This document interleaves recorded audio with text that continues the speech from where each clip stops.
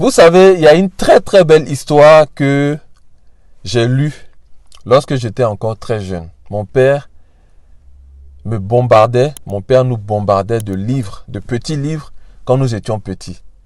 Et pour ceux qui sont de la génération 80, dans les années 80, on va dire, pour rester vague, connaissent les histoires, les contes du père, voilà pourquoi. C'était les titres. Les contes du père, voilà pourquoi. Pourquoi le zèbre est zébré? Pourquoi la girafe est grande et a un grand cou? Pourquoi le lion est le roi de la forêt? Donc il y avait plusieurs livres comme ça qu'on lisait. Et puis il y avait l'histoire des 3 cochons.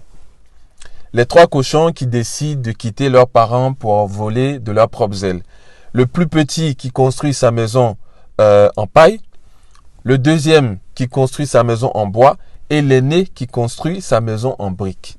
Et lorsque les 2 premiers voient que le grand frère n'a toujours pas fini sa maison, se moquent de lui. Et voilà qu'un jour, un loup apparaît, souffle sur la maison de paille, qui évidemment s'effondre, souffle sur la maison de bois, qui évidemment s'effondre, et les 2 cochons qui vont se réfugier chez l'aîné qui a construit en dur, mais qui a pris tout son temps et qui a essuyé les railleries des 2 premiers parce qu'il n'avait toujours pas fini sa maison. Pourquoi j'explique cette histoire?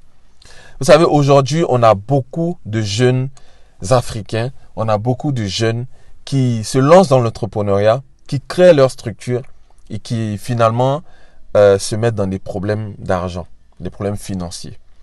Pourquoi? Parce que on a, comment on appelle ça, l'appât du gain. On veut aller vite. Nos jeunes frères veulent aller vite. Ils veulent devenir millionnaires vite. Ils veulent devenir milliardaires vite et faire la une des grands journaux financiers ou qui développent sur l'entrepreneuriat. Vous savez, comme moi j'ai l'habitude de le dire, une structure existe pour 99 ans. C'est ce que le registre de commerce dit. Il faut prendre son temps de mettre les fondations avant d'aller vers tout ce qui est croissance. Depuis que j'ai commencé mon activité de transport, il y a plusieurs banques qui nous proposent de nous prêter de l'argent pour financer la sortie de nos véhicules. Nous refusons. Pourquoi? Parce que nous misons plus sur l'autofinancement. Pas parce que nous sommes ambitieux, mais parce que nous avons besoin d'abord de comprendre le modèle économique, de trouver un modèle économique qui soit stable et de comprendre l'activité d'abord. Il y a des activités qu'on commence en tant que start-upper.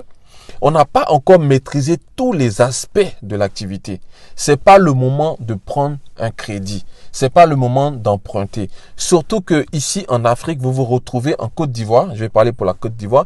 Vous vous retrouvez avec des taux d'intérêt de 15, 18, 20%. Bon, très souvent, ce sont des microfinances qui prêtent de l'argent beaucoup plus rapidement avec des dossiers moins solides qui vont quand même demander des garanties, mais qui prêtent cher.